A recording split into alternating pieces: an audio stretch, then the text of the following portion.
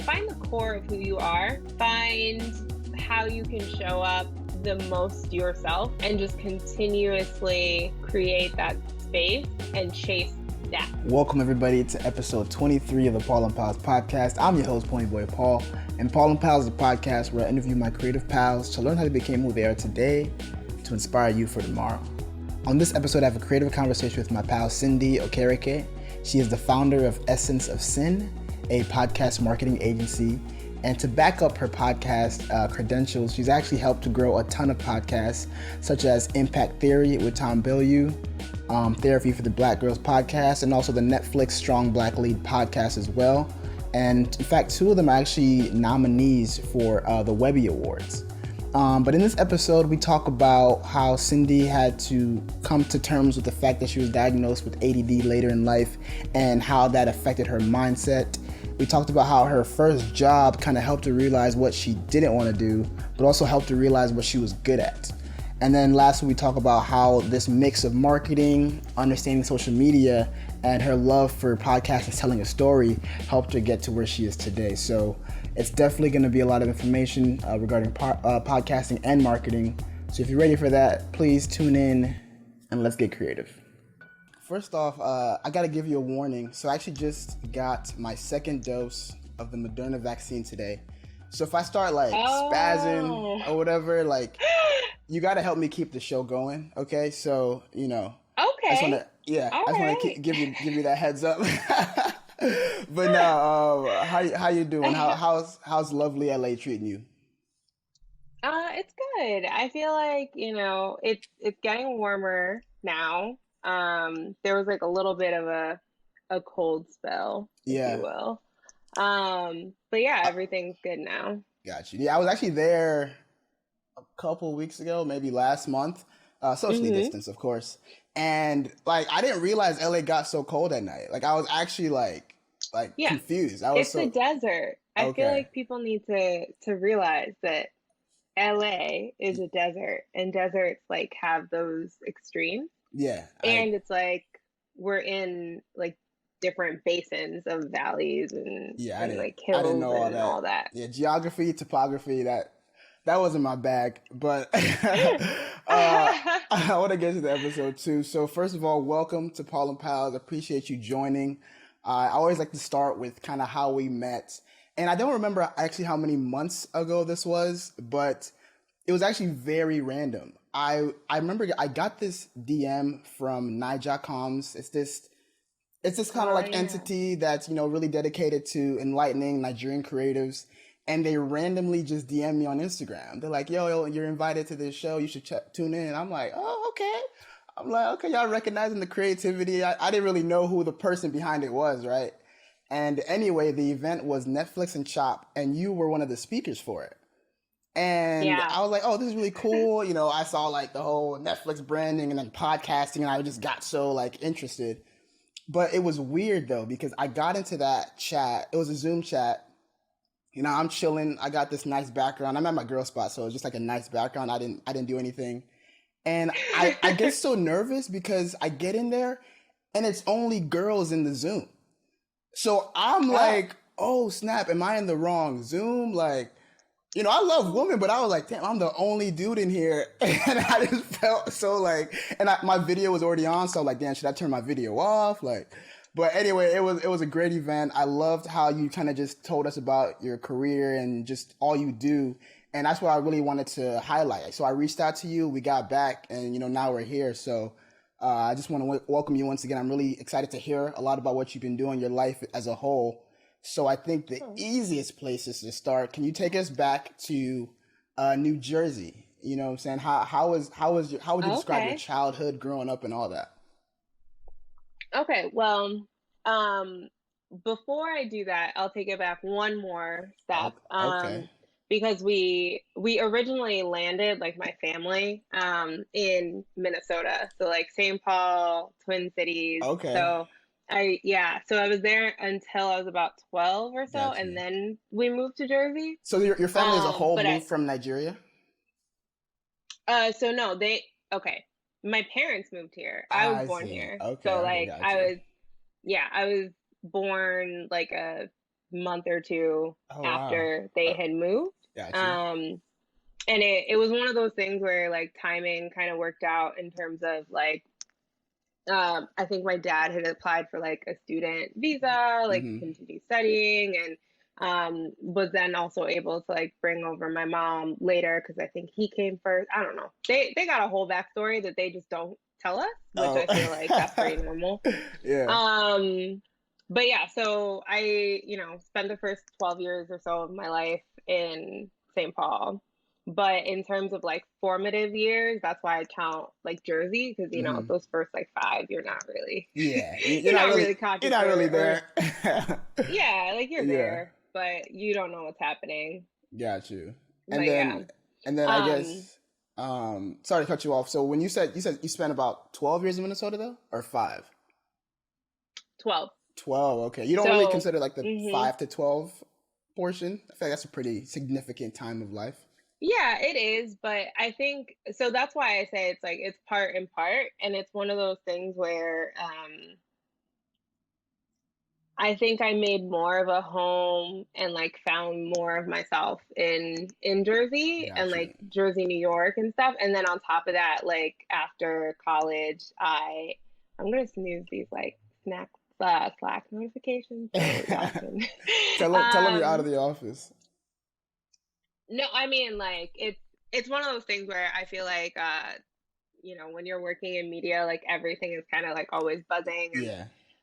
there are a lot of different like do not disturbs that you need to like turn on before. But anyway, Yeah. so part of the reason why I consider Jersey and New York kind of like more formative, it's just that that's where I spent like my teen years. And I feel like that's kind of where you try and like navigate, you like stretch yourself, you try and like figure out a little bit more about who you are Hmm. versus like when I was in Minnesota, like I was a kid. So it was whatever was around me and like the people. Um, and because I'm like a shyer, surprise, I'm a shyer person. Yeah. um, I also feel like I made like deeper friendships like later Got you. in my life. I Yeah. see. Okay. So to you, New Jersey is home, but it's not like where you started out. I see. Yeah. Got you. Yeah. And Yeah. I feel like I have a couple different homes though. okay. And I'm always curious when I'm talking to other, Nigerians, because I feel like we all, I don't know how it happens, but we all tend to share similar childhoods. Like I don't know what it is, maybe it's the culture, but like I It's the guess culture. yeah, it's definitely the culture. So I guess growing up, was it kind of like your parents were kind of pushing you to, hey, we're in America now, we got to make sure you do this. Like how was their I guess influence on what they wanted you to do or be? I think like they're always influencing like the ways that you like show up and the things you do because Yeah. like I feel like so heavily ingrained into our culture especially is like that you are an extension and a reflection of your parents and so therefore you kind of have to be mindful of the way that you like move in the external world and like Very what you true. share and things like that. But I know that like when I was a kid, I definitely wanted to be a doctor, like myself, because I just liked helping people and it just felt, and it's one of those things where I know that it's either that I knew that my dad was one and I was like, oh cool, like that seems awesome and like I want to do that. Yeah. And then realize like, oh no, I'm not good at any of the things that like I need to do that. Yeah. Um but like they were definitely pushing for like stable careers. Like Yeah. I think they gave up on like me being a doctor pretty early Oh, because they gave they, up on you being a doctor. yeah, Oh. yeah, and it's not it's because okay, so where I grew up in Jersey, like there's this kind of like magnet school in every single town, like all the different townships, like they through your property taxes, there's a budget essentially that they help like subsidize that education because Yeah. it's a private school technically, but because they want like a wide range of people, you have to like test into it, and then like it's one of those things that you just it's just part of it. I don't Yeah. know how to describe it aside from that. But in doing that, like when you get to eighth grade is when you like hit the time to like test into that high school. Got you. And it's broken up into different academies. So like one of them's like medicine, And then there's another one that's like, science and tech, like visual arts, like fashion. Like it's like a technical school. So they have all these different kind of like tracks that you can be on. Business, I think, is another one. And at that point in time, I was like, oh, like let me try to like get into the medical one. And like I think I chose like maybe it was business or something. And then the last one was like the most creative one, which was I guess general arts. I don't General arts. know. Yeah. But I wasn't like I didn't have an art portfolio. I wasn't good at like drawing, but like creative. Yeah. So I was like, hopefully, yeah. I didn't get in that to it. I see. And I think that's also one of those things where it's like my mom knew that like, oh, I feel like you're aspiring to this because I feel like your dad really wants you to do it, but like, okay. Yeah. So I feel like they were supportive in that sense, but at the But same that's time they knew in their heart of hearts it's like this girl does not do right. science. She doesn't like she does math, okay, but she's not excelling at it to the point Yeah. where you're like, oh yeah, They're this like is the track she's gonna be they said on. this ain't for her.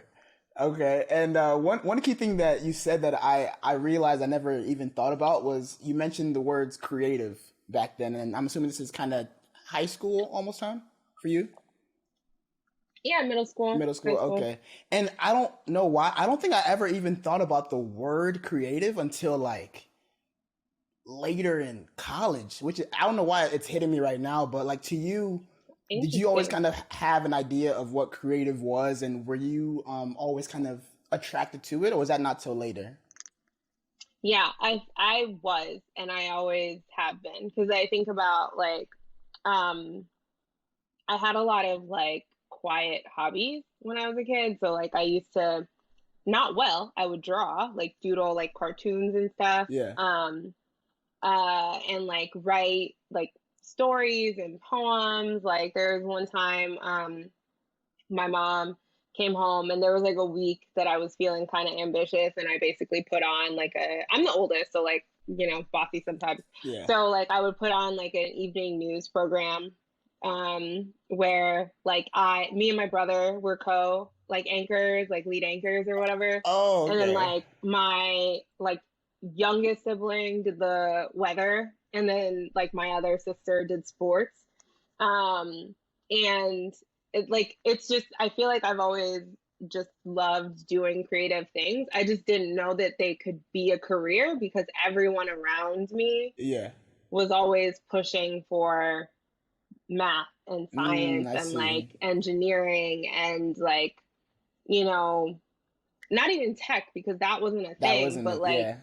just just the stable staples. Like the closest one that they were like, okay, she could do law because she can read and write. Like she's a good writer. And they've always recognized that I was a good writer. Yeah. And I was like creative in that sense. And like, yeah, so it's like I think I always knew I was creative. I just didn't know how to make a life from that Yeah. because A, I didn't see it around me, and B, because like my parents weren't that familiar with people in creative spaces, the only things they would see are like in media and all of like the artists in like TV shows and stuff. They were all broke and like struggling or Yeah. just a mess, and they were just like, no, like, Yeah. Yeah, I get it But though. I I get it. think, yeah, I think part of them knew like she's gonna do something creative and interesting, but we want her to do something stable. Yeah. And I think that's a very important point because I think about that too. It's like you don't really understand it until you're older in terms of why our parents are like that. And when you think about the context of how they grew up or why they felt so like, oh, I gotta leave, like it makes sense. But it's glad to hear that they were supportive. They kind of like knew where you wanted to go there, so they kind of helped you out. But I think I kind of want to talk about the news stuff. So when you were acting that out, was it like you had like news topics, like y'all did this on a consistent basis? Because I've never heard of that Um, before. I know it wasn't consistent. Like, Okay. consistency is something interesting for me because it's I'm not very good at doing like things like that daily. It's like more so what captured my attention for that week or 2 weeks, or just like randomly. Whatever your mind's thinking So about. she would have no idea if she was coming home and seeing the evening news. It was just an activity That's that would funny. like come to me to do. But yeah, we had like, it wasn't a long news program. I feel like it was like 15 minutes or something, Y'all had and it was stories. simple, where it's like, in like today's news, it's like, we got we got Amanda to eat her vegetables. Like, and or it's like, oh, like nobody answered the phone today, or like, oh, we went outside and it rained, or like, oh, we scored 3 goals in soccer. Because the one thing I did really like about like Minnesota is like, we had neighbors, and like the neighborhood kids like could just like come over, and like, we would just like do like activities in the backyard, and like so I don't think it was like a really structured program. Like, I Got feel like you. it was a piece of paper, Whatever came to and mind. like, yeah. Got you. And like, weather was okay, it's dark outside, it was fine. Like, and how did you kind of see this I guess manifesting throughout your life? Because I think you went to school for, was it creative writing or something English? yeah, so it was English and creative writing. English and creative my writing. concentration was in nonfiction and poetry. Mm-hmm. With a minor in linguistics and psychology. Jeez. So it's like, yeah, just I love it. I'm curious about a lot of things. Got you. And kind of, yeah, I was gonna ask, when you were going into that, what was your, I guess, reasoning? What, because I feel like college is almost like, yo, you got to do this so I can do that. So what did you see the outcome being when you were looking into those majors? I changed majors a few times, like just in it. thought, because it's like, you have, I think I basically registered the very last month that it was available, or like 2 months before I needed to, which is like end of your sophomore year or something. Mm-hmm. You have to officially land on something that you can like declare. Yeah. Because like, it's not that I didn't know. I knew that I was always going to probably major in English or creative writing and something. Because like, everyone tells you, it's like, oh, that's not really practical, and like, oh, you're gonna, like, that's just tough, like it's a tough career path, like it's really hard. We kind of believe in you and think you're talented, but like, are you sure? Yeah. And it's one of those things where I'm just like, yeah, I just want to do this. Like, I also, something that's always kind of been foundational for me, and I realized it because like, I got diagnosed with like ADD late in life, so like it also has made me like backtrack and think about all the different like milestones and touch points that were kind of created by that lack of full understanding of like how my brain works in to a certain extent. Yeah.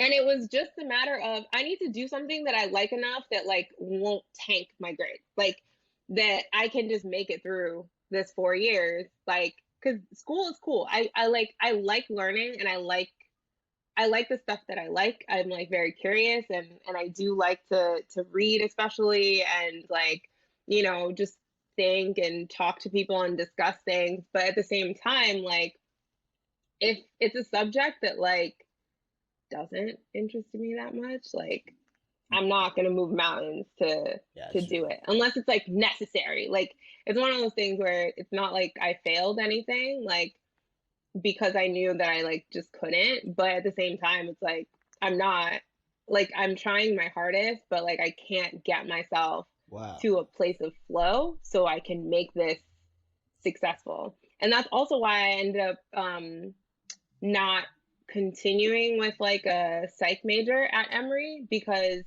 it was so heavy science, and I feel like I like more of kind of like the social and like development and all of that. And like, Emory just has a really strong like science and like neuroscience background, and so all of those different things, I was like, this is not going to make my college experience what I want it to be, which is like one where I get to enjoy it, I get to learn a lot and like meet different people. So I don't know. I don't think I took the advice of like do something where you'll make money Practically, after this. yeah. That's I that's I took I took the advice of you gotta enjoy. you took the Like advice of your life is brain. too kind of short. Yeah. Yeah.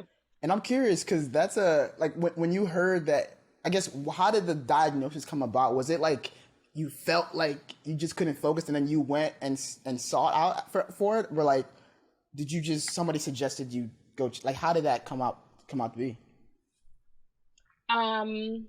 So it's one of those things that I just like started to think about because I've been told it so many times or it's been mentioned so many times. Um, and I like thought it was a joke in certain Yeah. ways until I just started learning a little bit more and I was like, oh yeah, y'all are probably onto Oh. something. And so I went and like I did a mini self-assessment, Yeah. like, read a book about like adult ADD in particular. And then just went and found a clinician out here and like sat and talked to them.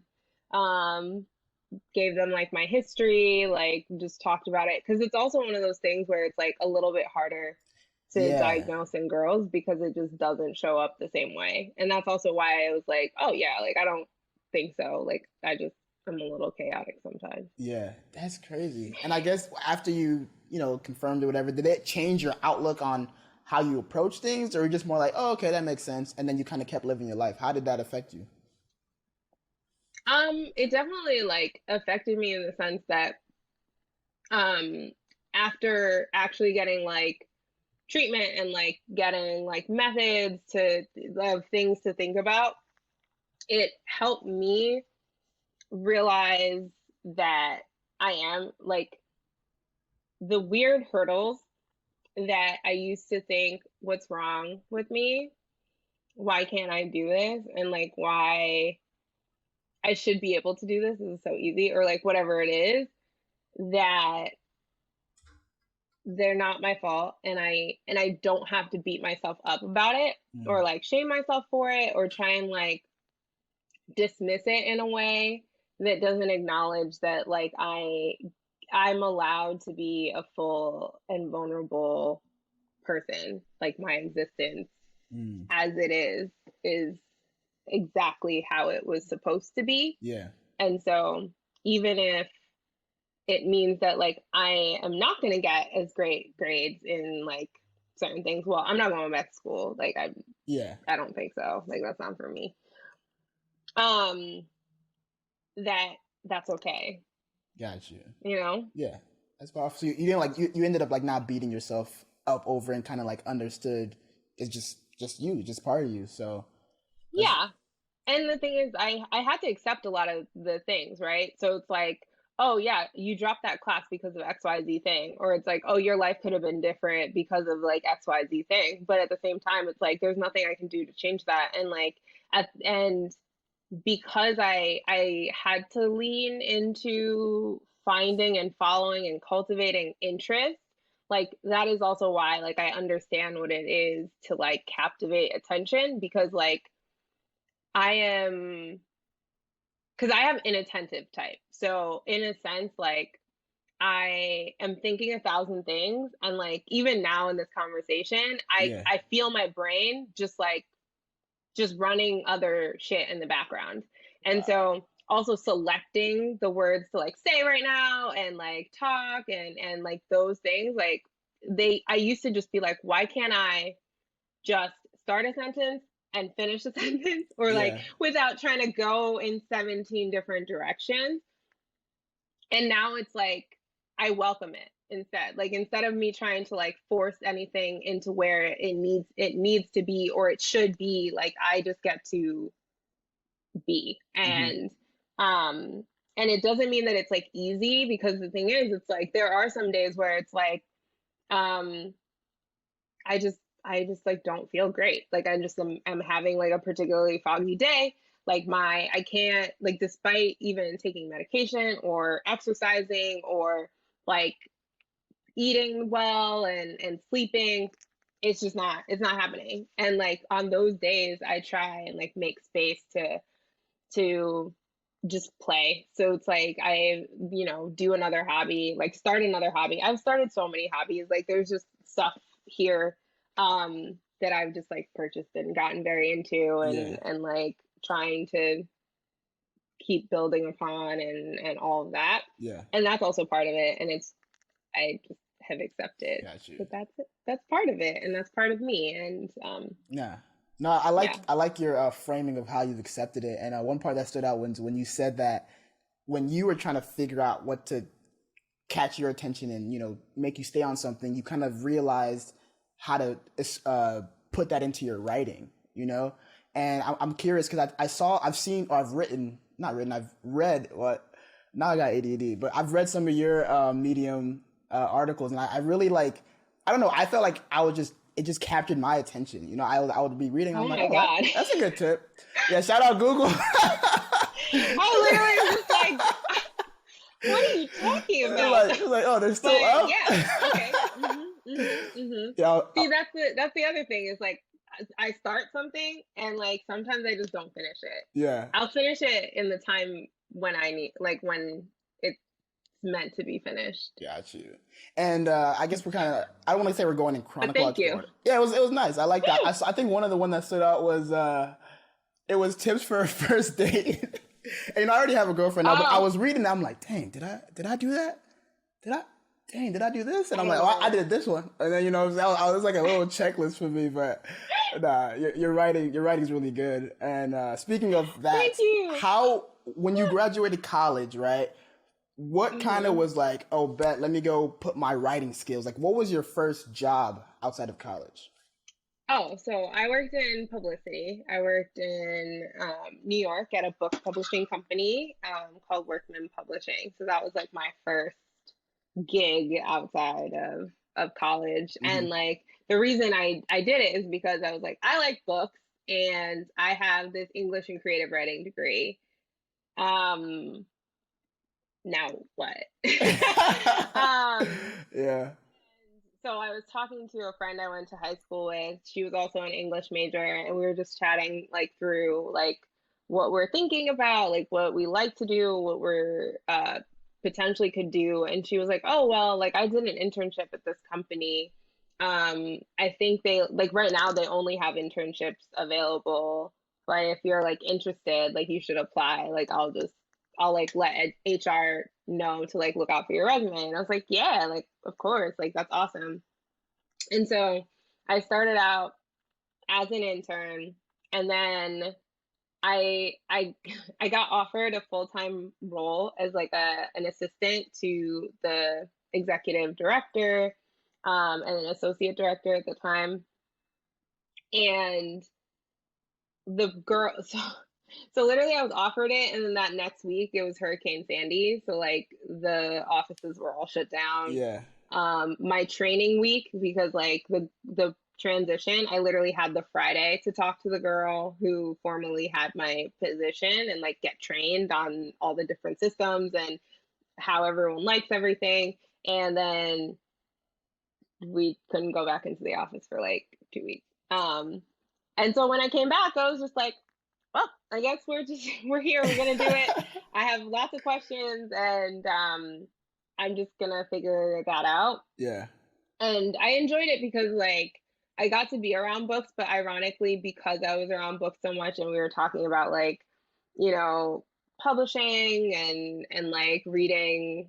Well, I wasn't reading like manuscripts, but I did get a lot of galleys to like make copies of or to like skim through, because like I was responsible for some like smaller titles of my own, but I also like supported my like executive with like, organizing or like sending things out Hmm. and like billing and coding and like all this stuff. A lot of admin stuff, but I kind of realized that I was like, well, I like the part where I'm like writing press releases. I like the part where I go over and talk to the people in sales and marketing because like we're putting together these book tours, and I'm like, are these even effective? Are these working? Yeah. And so it's also the time where I discovered about myself that I do just really like working cross functionally, and like that company at the time didn't really allow me to do a lot of that, but in a way, like me chatting with all the other assistants and like other imprints and departments and things like that, like I got to kind of learn uh like their thought processes and how we could better support them in publicity. And like even then, like I had and I will always remember this, it was the book of knife, it was like about this big, Yeah. and I was able to get it placed with like O Magazine at the time, both like in print and digital. And it was because I also offered them like the intro and first chapter exclusive to the digital copy, like because I mean, at the time, like things were moving digital, and but like a lot of our more traditional, like I guess leadership and stuff were like always looking for print, right? Mm. And so I was like super excited that like I was able to do something kind of new, innovative, and interesting. And it was all off of like a cold like press release and like a cold email and like some follow up and like framing it, like really thoughtfully thinking about like why would this book be good for your audience. Mm-hmm. Because at the time, like, and this is also why I'm like, shout out to publicists, because it does take a lot of lift, right? It's not just a, okay, we made a general like release, like let's send it out to 1,000 people. Like it was the fact that like when I sent it to I wrote it different than when I sent it to Real Simple. Like both of those got placed. And then when I sent it to like mommy bloggers, I like highlighted different areas of the Yeah. books and different topics and different reasons that this book is actually not, it's not exactly a children's book, but like you could share it with your child. And like it has like the great lessons and like it's slightly illustrated, so it's not going to be a difficult read, but if your kid is into a little bit of challenge, like this is a possibility, and it's tiny enough they can hold it in their hand, right? Yeah. um and I that made me excited, so I realized that like I've always kind of been like an audience first, Got you. like writer, thinker, marketer. um And that's and it started there. Yeah, and that's interesting you say that because earlier you said you're very shy, but I feel like to be able to be good at working cross functionally, you have to be almost in a way extroverted because you got to talk to this team and like connect this team. So I guess when you saw that, when you realized that's what you were good at, like did you still feel like it was difficult to kind of step out of your comfort zone, or were you technically in your comfort zone? I am, so I consider myself ambiverted. Like I'm like, it Ambiverted. depends on the Oh, day. Like I'm introverted, extroverted. It's like real. yeah, It's like a it's a balance. It's a balance for me. got you. It's the I had to get over my shyness pretty early on because like I always had to like speak up for like my siblings or be responsible. So like I had to ask like adults questions or like translate because people are weird about accents and like I don't understand what your mom is saying. It's like she's speaking English. Damn, I Like felt that one. and so I think I figured it out. Got But you. ultimately I like deep conversations. I like intimate conversations. I get recharged in both ways. Hmm. It just depends on what environment like the extroversion is I happening feel in. that. I feel that. Um and so if it's like a functional piece, like I can fully do it. Yeah. And that's, I think shy is like my perspective on it. Because like most people don't, like anytime I say that, they're like, you're Yeah. lying. They're like, Yeah. yeah, that's okay. I'm like, that's fine. Yeah, when you said that's what Because I they're saw just that. I said the same there's thing. I I think it's also because like I know that there's like so much more to me, and like um and it's one of those things where the more you know people, the more you realize too that like there's only so much you can experience with the person, like even if you've known them your whole life, that in some ways like you're not always fully known. And so I think that's like why I'm like, yeah, I'm still a little shy because like I'm an open book. Like I can have a conversation. Like I'm good at that. I like social things. I think it's because I'm just genuinely curious about people. Yeah, And so if if people and psychology and anthropology and sociology are all interesting to me, like the only way you can actually do any of those things is to actually like experience and do exactly. them. Talk to So people. it's like a function of that. But if I wasn't interested in any of those things and didn't care, think I would, I don't think I'd be me, but Yeah, I also can't imagine it because of course I've just been me my whole life. I feel that. Yeah, I feel like I would call that like selective. Like you know when you want to like actually be out here and talking. So I definitely relate to that. And I also want to point out the fact when you were talking about you got it placed in those things, right? It seems like at this point you realize like, oh, okay, I'm good at figuring out what people like, and I can speak to that.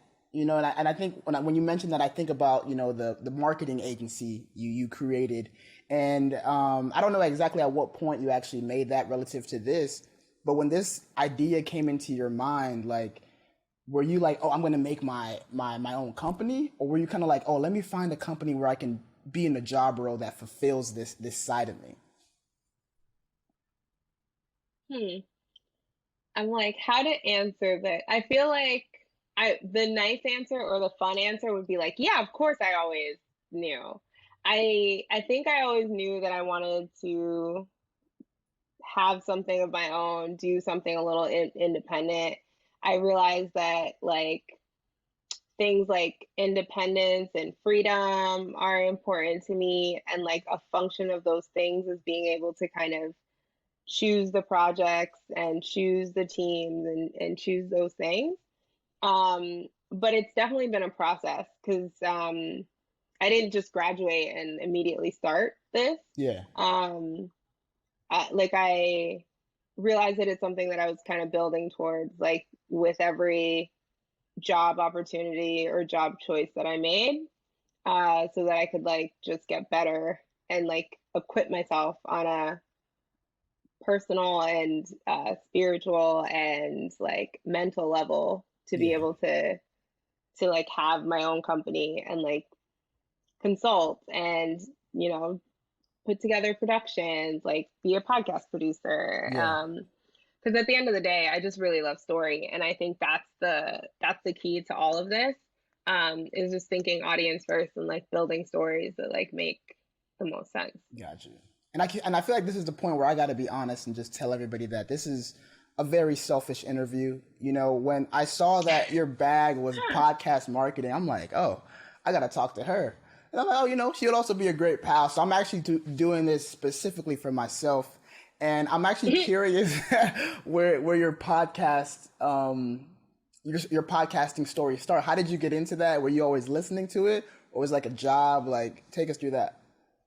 Yeah, so I got into podcast marketing because I worked at Quest, and the president of the company at the time had a like podcast slash YouTube series. Mm-hmm. And it was also one of those things where when I got there, no one really knew what to do with it in terms of how to position it because, Quest ultimately is like a nutrition company. And so they had like, CPG, it's like consumer packaged goods. And so Mm-hmm. um, there weren't a lot of people, I guess, as interested as I was in marketing something that doesn't have a product aside from it, Yeah. like the show itself Uh-huh. or yeah, I guess like the guest, the show, like him. Um, and so like, yeah, like that's just kind of how it started. Because prior to that, like I think I had heard of podcasts, but like I hadn't really like fallen down that rabbit hole. Mm-hmm. But because I sat there and I really listened to to the show that they had already put together. I thought about like the guests, the message, like the production, everything. I was like, yeah, I'm gonna take like I'll take this challenge because everyone else I like would meet with at the time just was like, yeah, it's just like this thing. So you just like publish it on the website like every Wednesday or whatever, and just don't even worry about it. Like tweet out like a couple of assets and like post it on Facebook or whatever. Yeah. And so I just really was interested. Like I just thought it was like helpful knowledge and I thought it was like helpful content. And so I just started to figure out like how best to reach more people and like have more people know about it.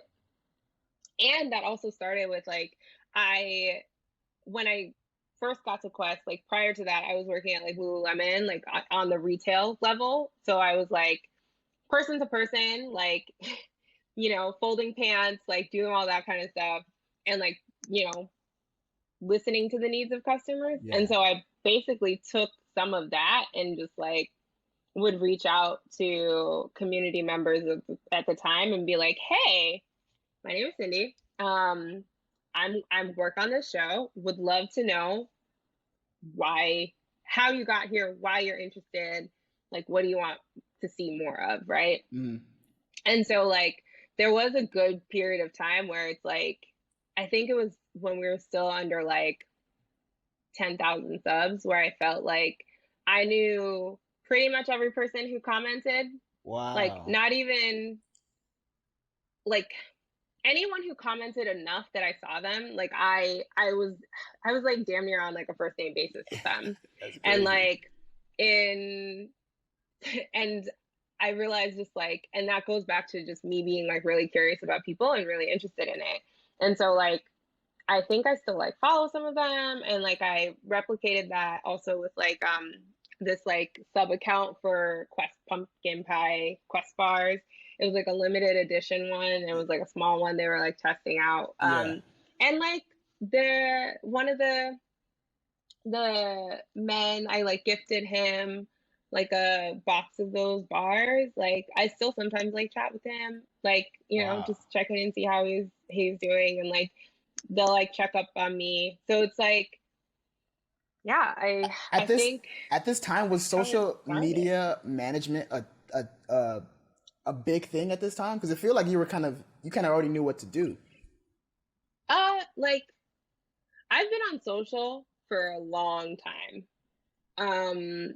Quest, and that was in like 2015, was like my first full-time social role, like in social media marketing, because that's what I wanted to do. And like I realized that that's the thing that I was like most interested in. Even when I went to like law school for a stint, like I would just be reading about like just on like Twitter and like studying kind of like what that experience and that user experience is, like what like sub communities are popping up on Tumblr and like what's going on like Facebook and like all the weird updates that they're doing, like how's that changing the experience for people. Like nobody else in my law school really wanted to talk about any of that stuff. And it also just like made me realize that I'm like definitely more interested in that than like this. And so why stay? So I left. You left law school. And that's, yeah. Okay. I was there for a semester. I was like, I'm not paying for this. Wow. And that was also kind of hard because like my dad really was excited. Like he finally thought that I was gonna like get a real career. Damn. You know, like a Nigerian daughter should have a real profession. Yeah. But like now I feel like he gets it a little bit more. Like they both do. Because they see it. They like see that it's tangible. And it's one of those things where it's like at the end of the day, tangible is like what matters to them. Yeah. Wait, what was the original question? I think we were just talking about podcast marketing, and then I said social media management, and then you dropped law school in there. I didn't know you went back to school, and then you mentioned that you just left law school after a semester and your parents were kind of like, what? And now we're here. Yeah. So Yeah. Okay. so we're good. Welcome to the tangents of my brain. I love that. Yeah, because a lot of those experiences just like informed like how I approach social, because I was like, well, social is basically your in-person experience, just like digitally. Yeah. And like I've kind of just been in the social media space in some capacity since like 2009. And what basically I kind of was building towards like getting a full-time doing marketing, because I was starting to realize that I'm just like, I like social, I'm already here all the time, like how do I just make this my job? Gotcha. And so I've just like been following that interest ever since. And then the same thing with podcasting. Like it started with the necessity of, I have this channel that I need to grow. I have an audience that I need to figure out how to make them as excited about this, because every single person that enters this space gets really excited. Like, because that was the feedback that I was getting. It was like, oh yeah, like I stumbled upon like this interview with Tom, and then I got to this channel, and then I just like binged everything. Or it was like, oh, like I saw this episode like with Tony Robbins, and then it made me realize that like, oh, there are more things. And then like now I'm subscribed, and like I share this with all my friends and family and like whatever. And so it's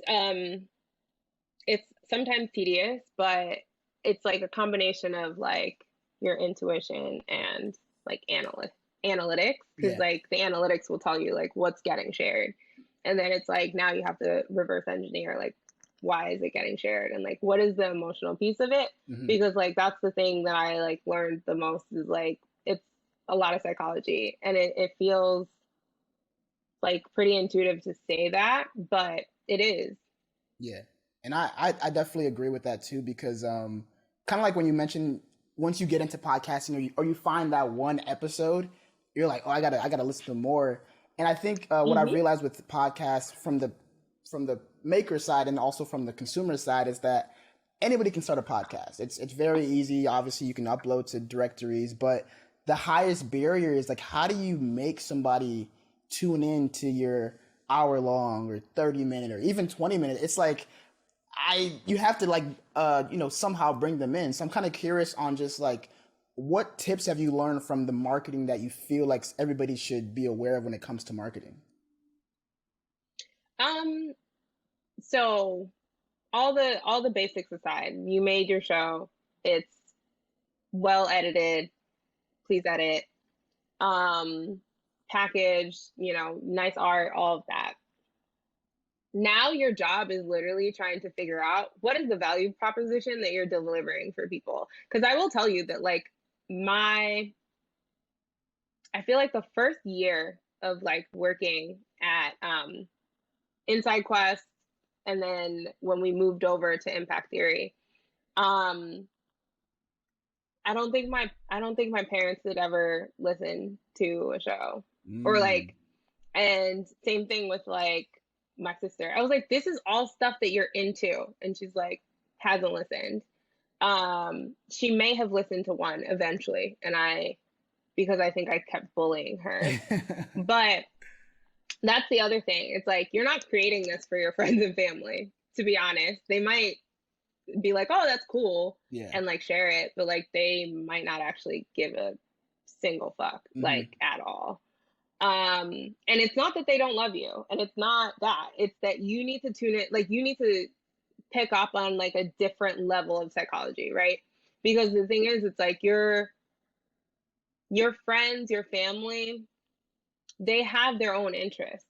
So it's like, if you're making something, like you're speaking, like you're ultimately trying to speak to one person, and like one person, and make them absolutely fall in love enough to talk about it. Because the thing is, think about all the stuff that you're excited about. Like, think about that show, think about that new dress, think about, that favorite restaurant or that food that you discover, and you're just like, all right, like I gotta tell my friend who is a foodie, and like you send it to them. Or it's like, oh, I gotta tell my friend who, oh yeah, like they cook all the time, and like I just saw this like new piece of tech that would probably make their life a little bit easier.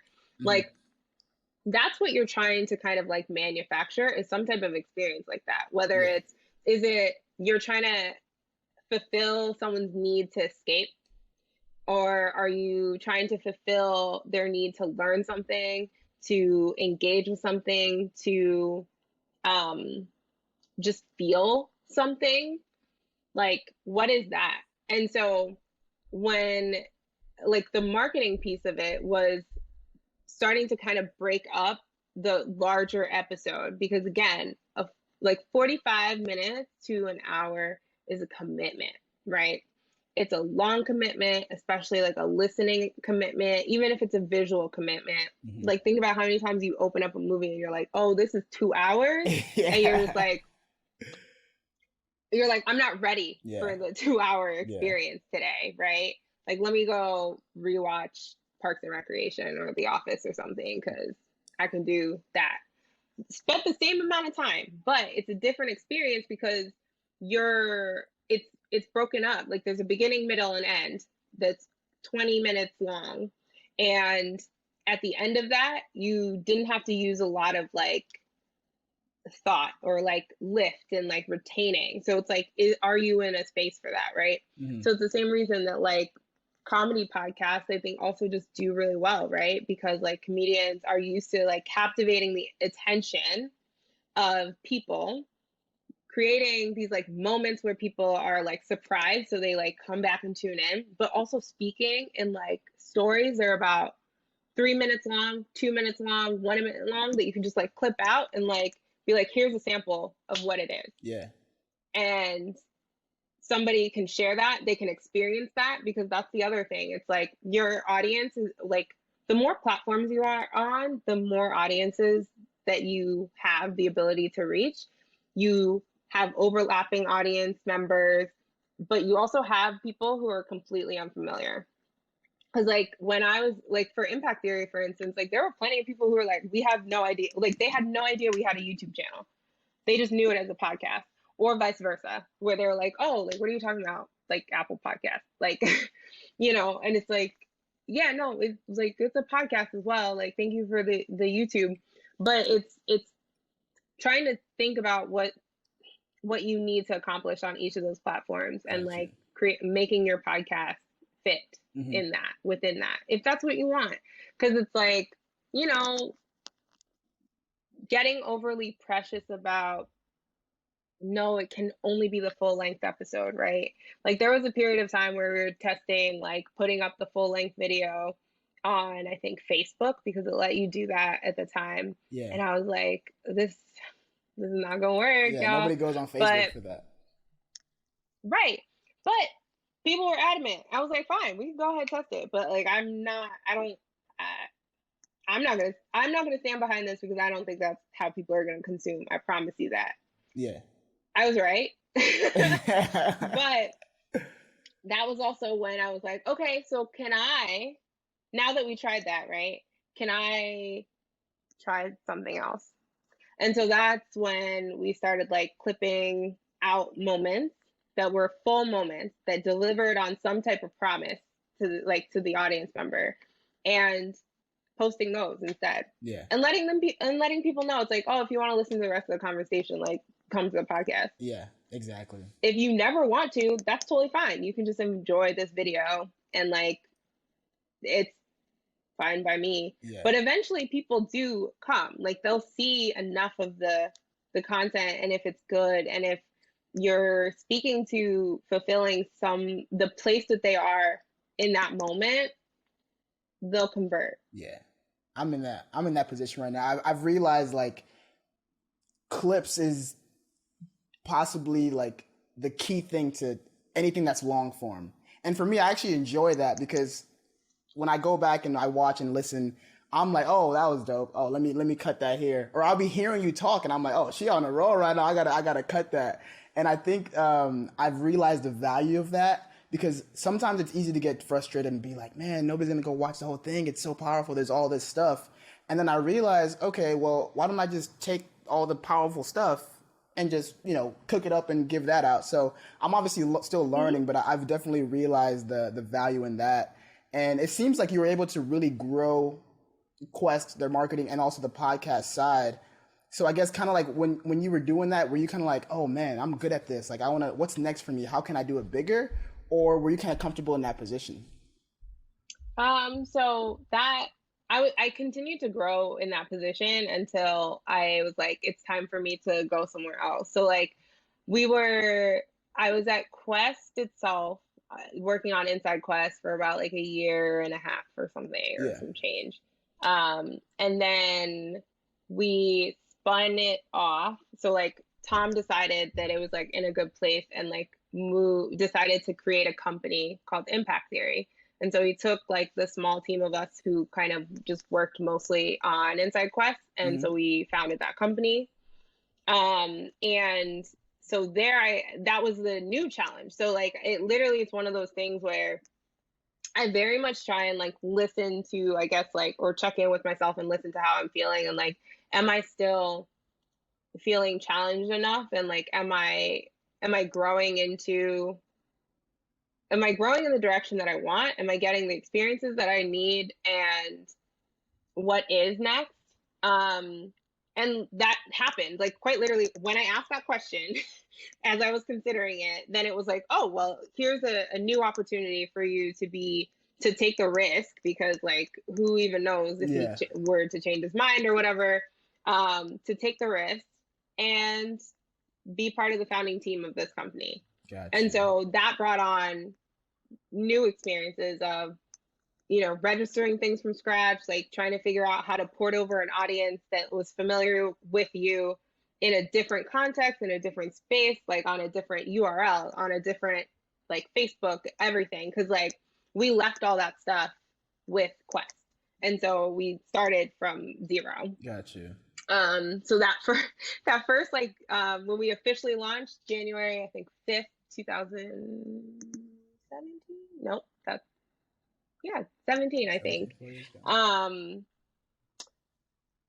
We had 3 subscribers, myself, Jared, and I think Tom. Like, I feel that. So we were starting a channel from zero. Yeah. Like one that we had gotten to, I think when we left Quest, it was like, in the 50K range or something. So we like 0.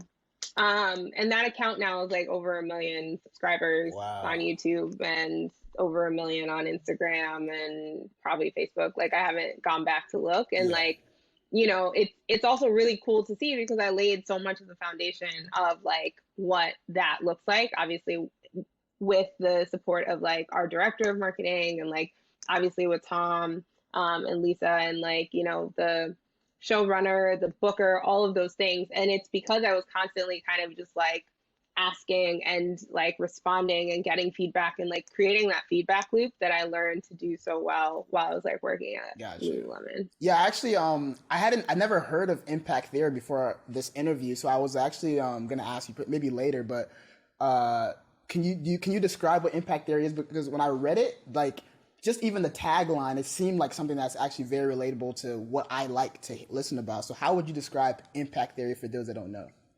Ooh, how would I describe? I used to, like, the crazy thing is, like, I was so familiar with like Tom's like speeches because I like listened to so many of them that I used to be able to actually just like rattle off like the thing. Yeah. But basically Impact Theory, like the goal with the content and company is to basically give people the tools to be able to kind of like, elevate their mindset and like take on the challenges. And it's like all about empowerment, personal development, and aiming to be like the best version of yourself, and mostly primarily in like an entrepreneurial like kind of space. So it's kind of like an entrepreneurial mindset, which is kind of just that mindset of rolling with the punches, like figuring out how to be resilient, like falling on your face a lot, and like figuring it out. Mm-hmm. And so, and the company itself, the whole thing is like, it started with the main show. Then there are like different, like sub brands that are also now part of it. And like, I think they've moved into like kind of the university kind of like course space as well. Gotcha. Like development coaching and stuff like that. Yeah, and they made a comic. Like it's meant to essentially create like empowering content like for people Yeah. who are No, I think like, they're speaking to me. I definitely love thank you. their mission. And I also want to ask, you still have some time to chat? Because I still got some stuff I want to ask you about, but I know we're at that hour that we mentioned earlier. Yeah, You still good? Cool.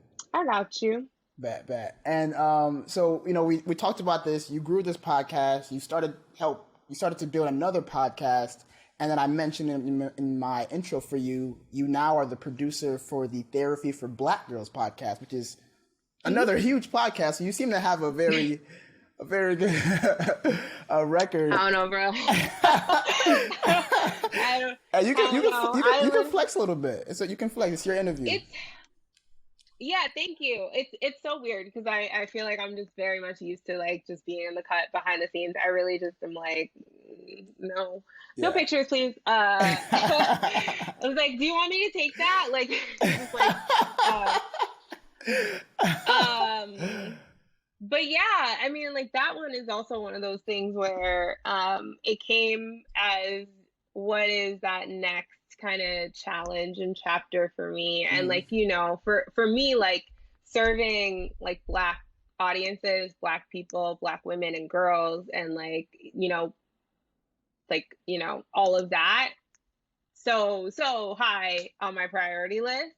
And yeah, like I think it was that I wanted to be able to kind of bring this like audience first marketing like podcast experience, but also to kind of like that original product. So like really being like part and key to kind of developing like and scripting a show and like finding the right guests and like taking all these different things that I'm good at or interested in and want to continue to build upon and doing that. Yeah. I hope that answers your question. No, I don't know. I don't know how to describe this. No, we'll get more into it. Doing stuff. And congrats to y'all because I know y'all just hit episode 200 a couple of weeks ago, right? Yeah. Mm-hmm. Okay. Well, we're on 206. 206 right now. No, 205. What is that word? 205. 205. Okay. Yeah. Okay. And I will also say that if you're listening, please go vote for us and the Strong Black Legends podcast for the Webbies, because we were so those two shows that I've worked on are nominated, and I would love everyone's support. Now you out here getting nominated for awards? Okay, all right. Yeah, it's man, I never thought I'd see the day. I talked to my therapist about it. She's like, yeah, that's kind of what happens when you like work hard and are good at what you do and thoughtful about the things that you do, because the level of stress that you have brought into this space because you are so dedicated and care. Yeah, like that's kind of what's gonna happen. That's dope. And to help with that voting, I want you to also do another quick little promo. How would you describe Therapy for the Black Girls podcast and why somebody should listen to it?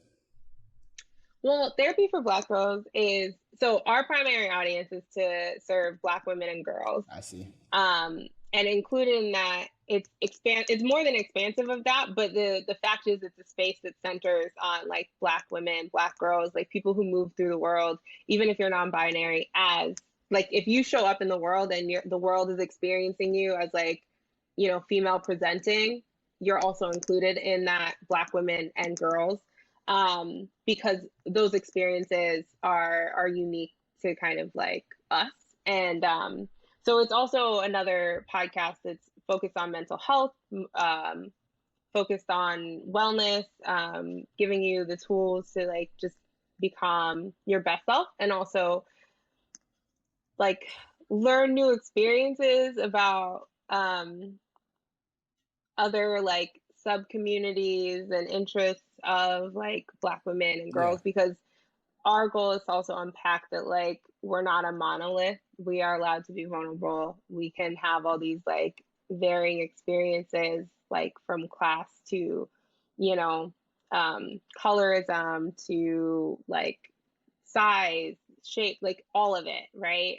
And none of that negates the fact that you are simply enough. Um, and so that's kind of the place that we create from. And it was also to normalize talking about therapy and like talking about, you know, we don't always have to be strong and we don't always have to know everything or be everything to everyone. Sometimes you need help too. Like sometimes you just need to chat it out with the therapist, like vent, figure it out, and move, you know? Yeah, I So got you. And that was a great promo. When is the nomination for the Webby's end? I think it ends May 6th. May 6th. Okay. It's like somewhere buried on their Got you. website. But Okay. Because this will be out on all just podcast do it platforms. now. Yeah, do it now if you're listening and watching, but it'll also be out on Monday, so you can retweet it, help you guys get that love. And then you also mentioned you're also assisting with another podcast that's the Netflix Strong Black Legends or Leads? So it's Netflix Strong Black Lead podcast. The podcast itself is Strong Black Legends. I see. Okay. And sorry, I just thought of something. Yeah, so I wanted to, before you get into that and like telling, you know, how you got involved, one thing that's kind of been on my mind, I know we've only known each other for a couple months, but you know, when I saw you had Talent Booker at Strong Black Lead, I was like, wow, like I feel like I fit the criteria. You know what I'm saying? But you never reached out to me. You never said, "Hey, Paul, would you like to?" So I'm just kind of curious, like, what's the disconnect here? You know what I'm saying? I'm out here. You know what I'm saying? But listen, you out here, you doing your thing. But you know, the Strong Black Lead podcast is primarily like a film and television podcast. Got So, you. Okay. you may need to get a couple more years, Emmys, Oscars, nominations, nods. Bet. I'm like gonna get all under those. Your belt. I'm gonna hit you up after I get some. Yeah. But yeah, tell us about how that came to be, how you got involved with that.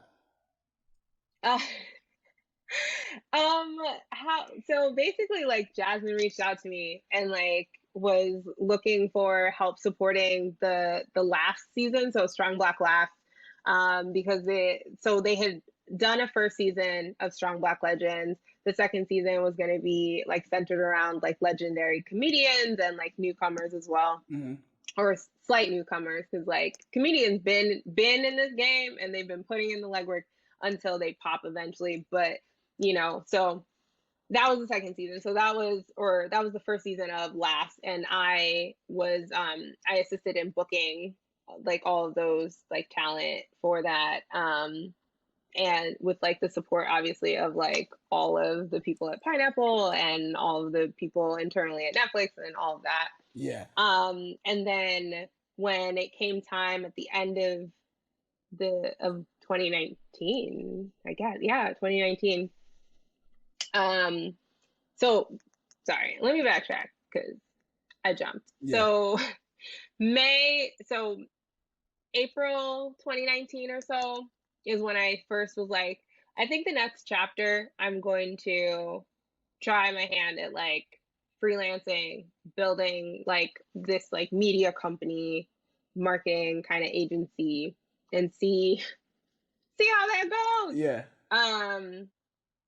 And it's one of those things where I like literally thank God, my ancestors, the universe, because as soon as I put that out there and I spent the month of April just reconnecting with people and chatting and like just figuring out like what's out there, like I was able to like lock down a client for their first season, Encyclopedia Womanica, and help them launch that. They're actually also Wonder Media Network. They're also on the nominated for the Webbies for Brown Girl's Guide to Politics. Okay. yeah. So anyway, another quick flex. I don't know, y'all. But yeah, so like when I was in New York, I was like meeting with people, chatting, ended up connecting with Shira, and I like signed on to like, you know, for about like 8 weeks or 10 weeks or so, helping prepare that show for launch, and like, you know, writing kind of like releases and pitches, and just like getting some placements so that that can like that show can continue to grow, which Yeah. I'm super excited about. It's like 5 minute little quick bites of like women's history, Yeah. thematically told throughout each month. Each month has a theme. And then while I was doing that, I think I had passed along my like resume to someone, and you know, like how people say like, oh yeah, like I'll like pass that Yeah. along and like see whatever. And I think someone had, like, I think someone actually had sent it, and like she saw my information and like my like resume and like my experience, and then reached out. um and then I think I chatted with her on the phone first, and then met her in person, and then we just talked about like all things podcasts, and talked about like, you know, what kind of supporting that season would look like with the booking coordination, like all of that. Because and like I have a lot of experience in that world in a way, because of Impact Theory, and because like I worked really closely with our talent booker there. Mm. I just learned a lot about that as well. Mm-hmm. And like one of my internships in college, I worked in a recording studio. So it's like I'm just very, I feel like discretion and entertainment Yeah. and just like that discernment is just like in here somewhere, like floating around. Got you. And so yeah, like that's how that came to be. And I think it went well. So after that season, I was like brought back to do the Legend season, which is one of the ones that's not is nominated for this year's Got Webby. you. And then at the near the top of the pandemic last year, helped support like booking for the UPN like announcement, like when we brought back all those like shows like Girlfriends and Lot One, Oh, okay. Moesha, the Parkers, Half and Half. Dang, that's dope. Yeah, I don't think I think And yeah. and And I was gonna say I was joking earlier when I was like, hey, like why haven't you selected? How often do people see that as your title or maybe in your bio, and they just bombard you with like, hey, like can you get me a Netflix? Like, can you? I want to act. Like, how often does that happen? I don't it doesn't happen that often, to Okay, be honest. got you. Cause Like I it's fewer and far between, and I think it's because like my affiliation is kind of more usually like project based, and mm, like just like podcast focused, or like some of these ad hoc kind of materials that got we you. like put together. I see. um So it's just and me. so like So it's just yeah. me. No, I mean, I maybe other people have, Yeah, but they have asked in a different way. got you. But I like for that in particular, and then now also, um, like doing some support for like in terms of like marketing materials and stuff for the Okay Now Listen podcast. And so that's really exciting. I really love that podcast, y'all. Killing it out You should here. also check that out Kill if it. you so choose.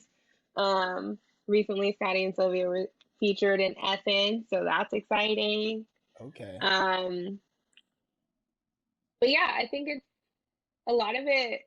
Sometimes I think it's just it's luck, and luck meeting the fact that I like prepare Yeah, for these things, you're I ready for it. guess. Yeah. Um, by just staying as knowledgeable as possible, and like just trying to like tap in wherever is necessary. Mm-hmm. And like that actually brings me to like I know that we're giving away the Audible subscription. I'm super excited for everyone to do that. Is that like one of the books that like I would also just recommend for people is like this book called Lynchpin, I think it's by Ryan Holiday. I'm not always the greatest at that, because I read it when I first got to Quest, kind of. Um, and it's just a book, I think, that made me realize that like utility is just as important as like your title or like the thing that you do. Because that's also why it's just like a lot of people don't realize that like I mostly just like contract and like tap in for projects. So that's also why people don't really reach out to me for Netflix, because it's like I'm not always doing that. Got you. And but in that, it's like finding where your skills can help support and like inform and build towards that common goal.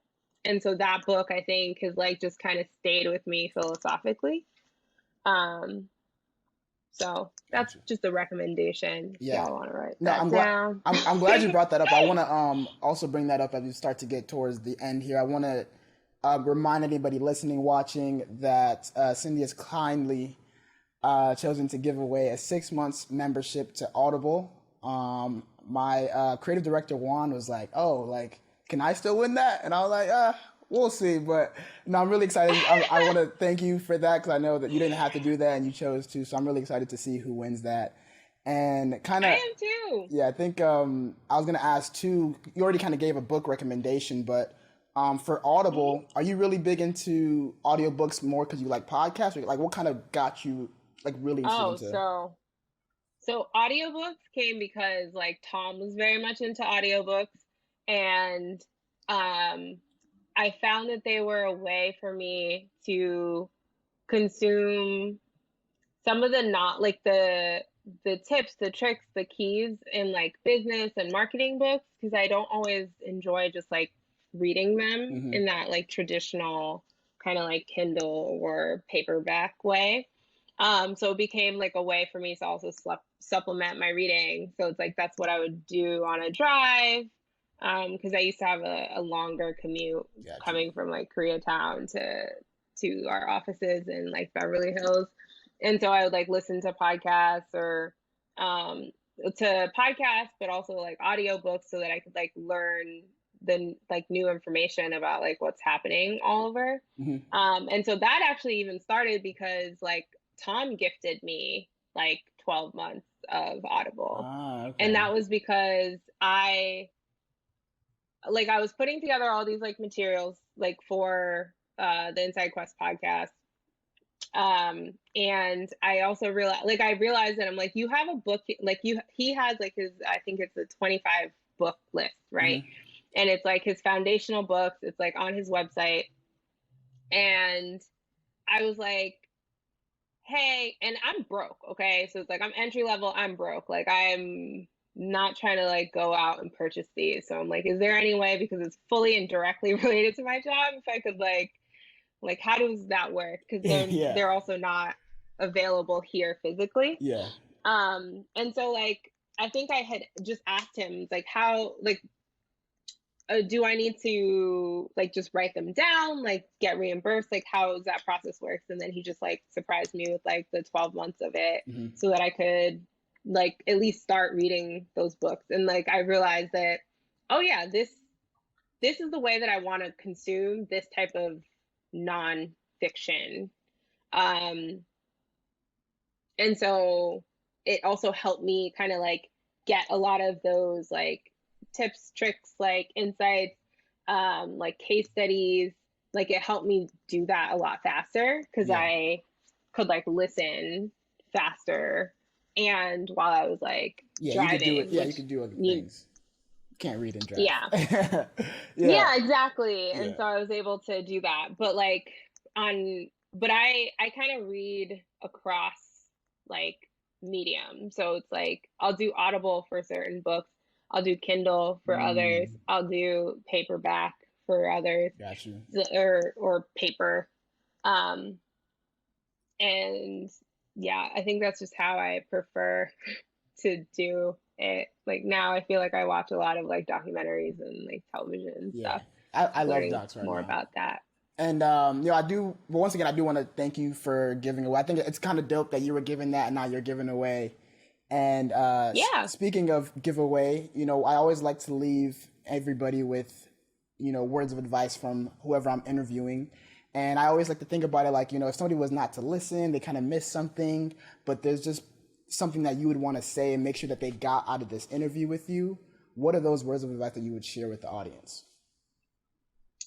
Um, I think I would say that my like biggest piece of advice and like something that I feel like I attribute my success, as fleeting as that word is to me, um,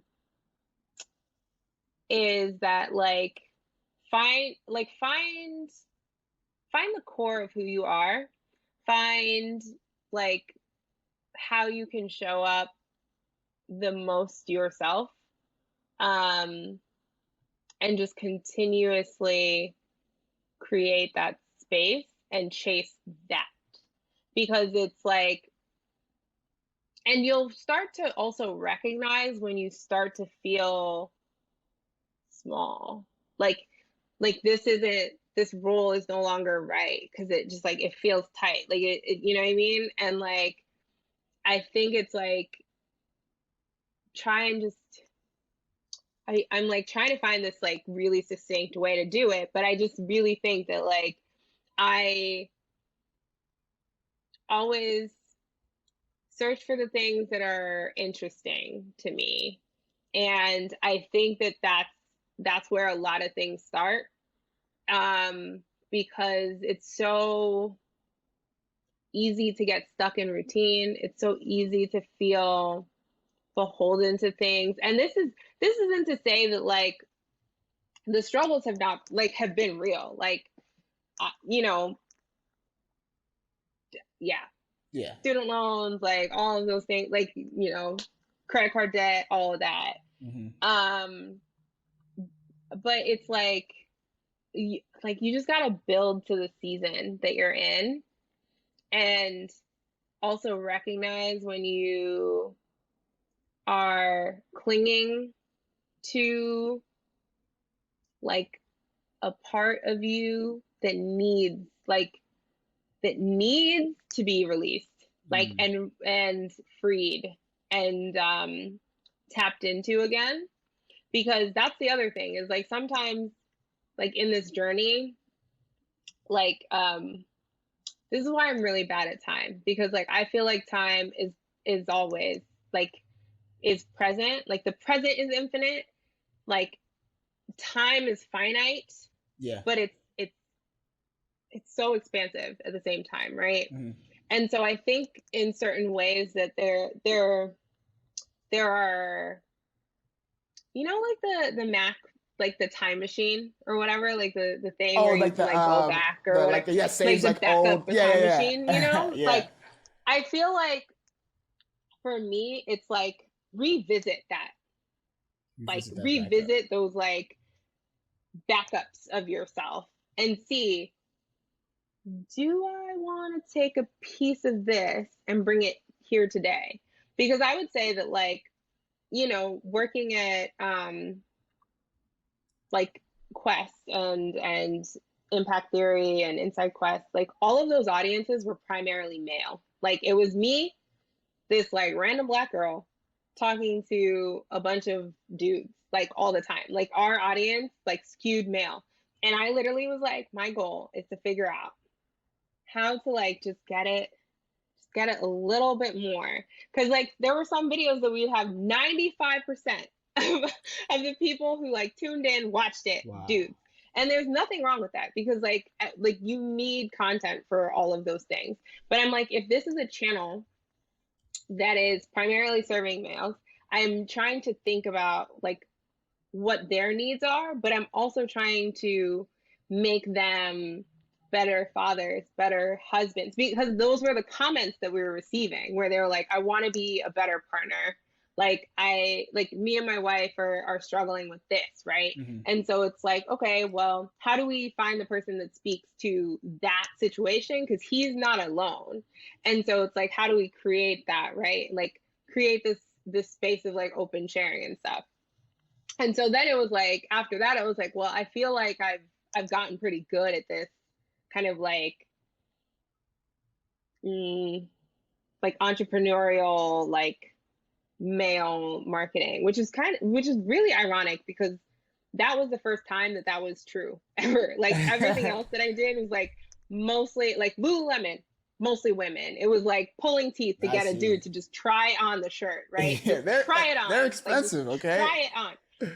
Like despite the expense, right? Yeah. They were like, "Oh, my wife got me this," and like I guess now like we're like they would just like poke it, and I was like, "Yeah, it's right there," because they're just not, because it wasn't a thing. They were like, "Oh, like Lululemon's for girls or whatever." Yeah.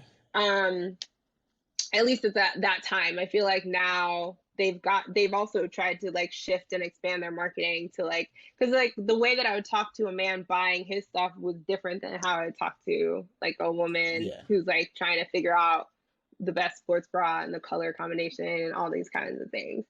And so like that's what I mean about like you have to think about who you're talking about and talking to, and who you're creating for.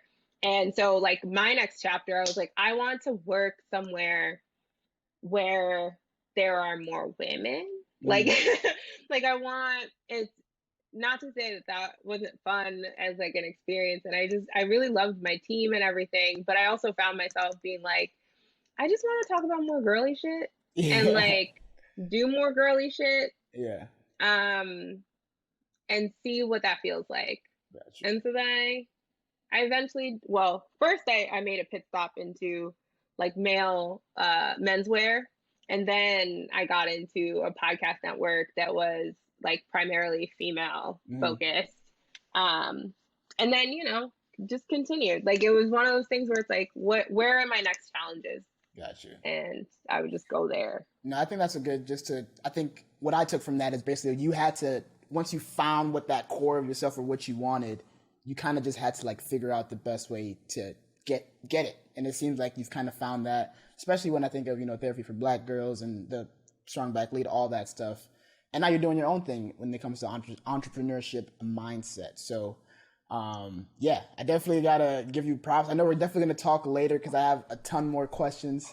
But I also know you have a life too. So I want to, once again, thank you. And I also want to give you an opportunity to, if somebody wants to maybe follow up with you or maybe get involved with your marketing agency, what are the best ways to contact you or reach out to you? Yeah, you can just, you can drop an inquiry into like my like website. Yeah. It's essenceofcin.com. Got you. I'll put it in the description. Yeah. Or actually just like connect with me on like Twitter or Instagram. Like I eventually get to all of those as well. Gotcha. Just like let me know how you found me or like what you're reaching out about. Just so that I have like context, and then I'll direct from there. Just because there are just so many platforms to be paying attention to. Yeah, I feel that. So yeah, that's good. But no, thank you. My DMs are open on Twitter, so that's probably the easiest. But yeah, thank you once again. That was a great conversation, and like you said, I think you did pretty well with your tangents. It wasn't that bad. So I know. I was like, I think because you tried to ask me questions, it's like, girl, you won't find it. But I was like, oh, I could if I wanted to. Yeah. But I want, again, I was thinking about what your audience is here for, right? Like they're not here to, you know, talk about what's happening with the moon right now. Yeah. Or Pluto. Like that could be another. Maybe we bring you back when I hit my 200 episodes and we'll get into all of that. But yeah, we can celebrate that. For sure. But that's all the time I got with you. I appreciate you once again. I'm gonna let you go, and then I'm gonna wrap it up with the rest of the people and talk about, you know, raffle and all that stuff. But yeah, that's all I got. Thanks for being a pal, and I'll talk to you later. Of course. All right. I'll talk to you soon. All right. Peace. Bye. Thank you for tuning in to that creative conversation with me and my pal. I hope I was able to help you feel inspired to go create. Now, if you'd like to help me, please subscribe wherever you listen to this, anywhere on all podcasting platforms. Also, you can subscribe on YouTube if you'd like to watch all of the episodes in their 4K glory. And if you're more of an email newsletter, you can actually subscribe to the Paul and Pals newsletter at read.paulandpals.live, where you can get a quick summary of the episode with also a version of what I took from it as well. And if you'd like to support financially, you can actually purchase merch at merch.paulandpals.live. And without any further ado, go get creative.